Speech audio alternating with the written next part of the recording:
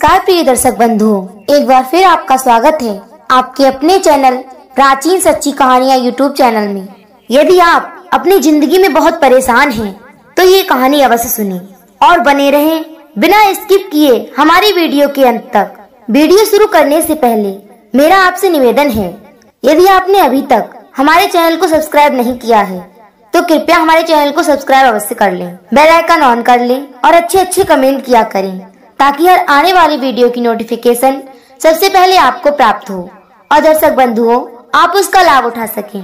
आज की हमारी ये कहानी महाभारत से ली हुई है।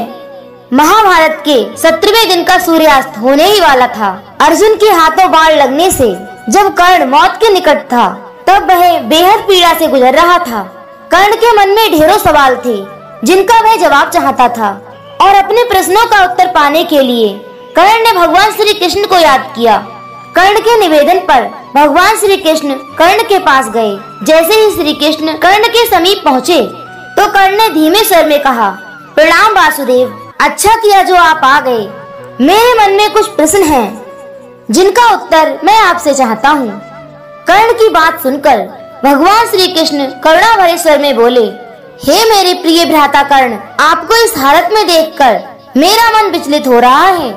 आपको बहुत पीड़ा हो रही होगी ना मित्र। भगवान कृष्ण की बातें सुनकर कर्ण मुस्कुरा दिए। तब भगवान श्री कृष्ण ने कहा, पूछो भ्राता, क्या पूछना चाहते हो। तब कर्ण ने भगवान श्री कृष्ण से कहा कि मेरे दुर्भाग्य की सीमाओं को क्या आप माप सकते हैं वासुदेव। मैं सूर्य पुत्र कर्ण के नाम से जाना जाता हूँ।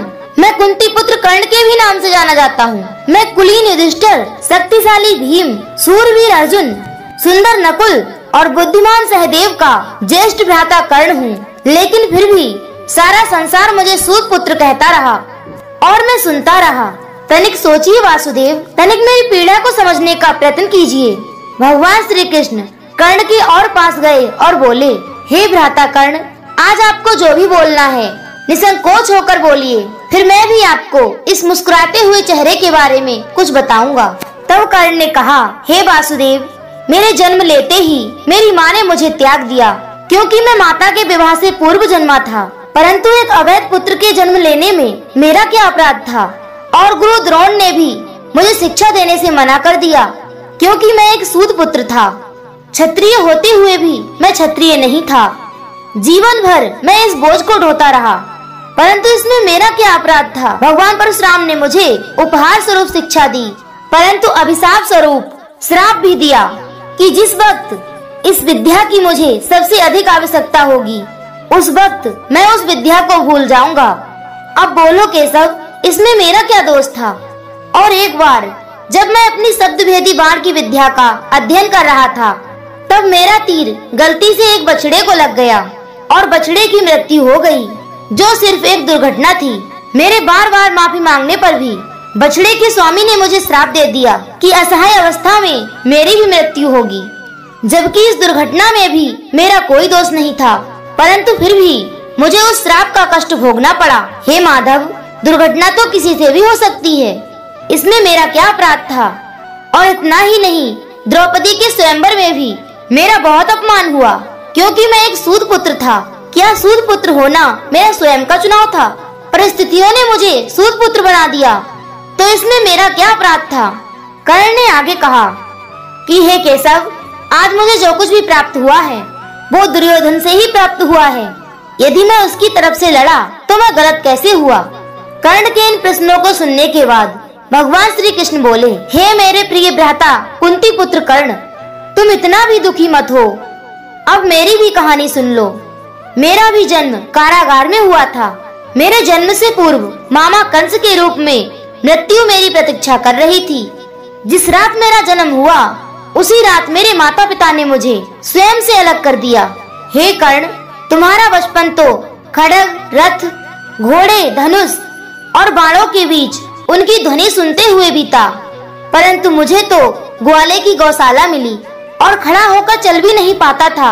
उससे पहले ही प्राणघातक हमले झेलने पड़े। कोई सेना नहीं थी, कोई शिक्षा नहीं थी, कोई गुरु नहीं था। लोगों से सिर्फ ताने ही मिले कि गोकुल में इन प्राणघातक हमलों का मूल कारण मैं हूँ। तुम्हारे गुरु परशुराम तो तुम्हारे शौर्य की प्रशंसा करते हुए कह रहे थे कि भगवान शिव को छोड़कर तुम्हें कोई परास्त नहीं कर सकता। मुझे तो उस उम्र तक कोई शिक्षा नहीं मिली। तुमने तो अपने पसंद की कन्या से विवाह किया, परंतु मैंने तो जिस कन्या से प्रेम किया वो मुझे मिली ही नहीं, बल्कि मुझे उस कन्या से विवाह करना पड़ा जो मुझसे प्रेम करती थी। जरासंध से बचने के लिए मुझे मेरे पूरे समाज को यमुना के किनारे से हटाकर एक दूर समुद्र के किनारे बसाना पड़ा, और इसके लिए मुझे रणभूमि छोड़कर भागना पड़ा। रणभूमि से पलायन करने के कारण मुझे कायर और रणछोड़ कहा गया। जरा विचार करो भ्राता, यदि दुर्योधन जीतता है तो तुम्हें बड़ा श्रेय मिलेगा, और यदि धर्मराज युधिष्ठिर जीतते हैं तो मुझे क्या मिलेगा? मुझे केवल युद्ध और युद्ध से निर्मित समस्याओं के लिए दोष दिया जाएगा। सब यही कहेंगे कि इस देवकी पुत्र ने महाभारत करवाया। हे भ्राता कर्ण, जीवन हर किसी को चुनौतियां देता है, जिंदगी कभी किसी के साथ न्याय नहीं करती। यदि दुर्योधन ने अन्याय का सामना किया तो युधिष्ठिर ने भी अन्याय को भुगता है।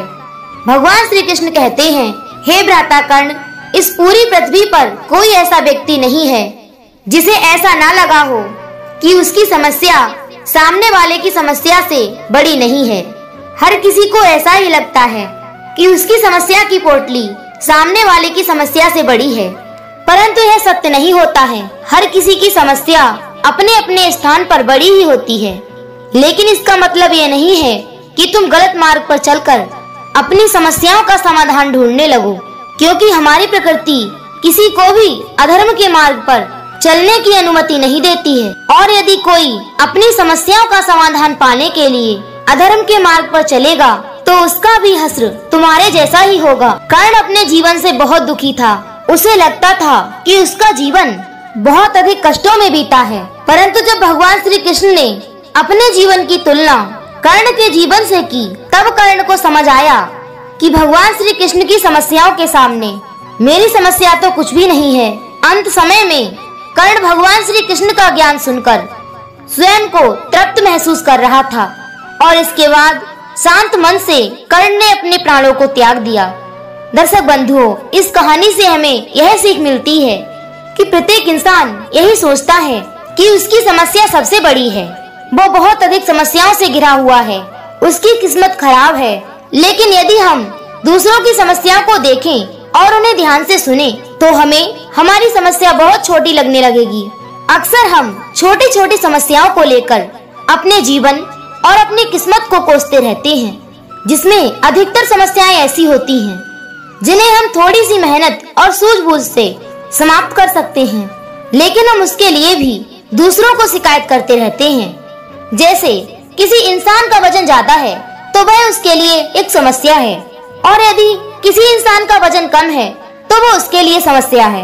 यदि कोई बेरोजगार है तो भी समस्या है, और यदि किसी के पास नौकरी है तो वह नौकरी से मिलने वाले कठिन काम से परेशान है, वह उसके लिए बहुत बड़ी समस्या है। और दर्शक बंधुओं, ऐसा इसलिए है क्योंकि जो हमारे पास है हम उसे स्वीकार नहीं करते। हम सदैव ही नकारात्मक दृष्टिकोण रखते हैं और उसी से देखते हैं, और अपने कार्य में कमी निकालते रहते हैं और दुखी होते रहते हैं। इस दुनिया में ऐसा कोई इंसान नहीं है जिसके जीवन में समस्या नहीं है, और ऐसा कोई भी दिन नहीं आने वाला जिस दिन हमारे जीवन से सारी समस्याएं और कमियां समाप्त हो जाएं। समस्या तो आखिरी सांस तक हमारे साथ रहने वाली है। इसलिए दर्शक बंधुओं, आपको अपनी समस्या को नकारात्मक नहीं बल्कि सकारात्मक दृष्टि से देखना चाहिए और उसका समाधान भी करना चाहिए। समस्या का सामना करने का एकमात्र नियम है कि हमें उस समस्या को स्वीकार करना पड़ेगा और फिर उसके समाधान के लिए उचित कदम उठाना पड़ेगा, क्योंकि समस्या से बचने का यही एकमात्र तरीका है कि उसका समाधान कर दो। दर्शक बंधुओं, हम उम्मीद करते हैं ये वीडियो आपको जरूर पसंद आई होगी, और यदि वीडियो अच्छी लगी हो तो लाइक करें, कमेंट करें और अधिक से अधिक लोगों तक शेयर अवश्य करें।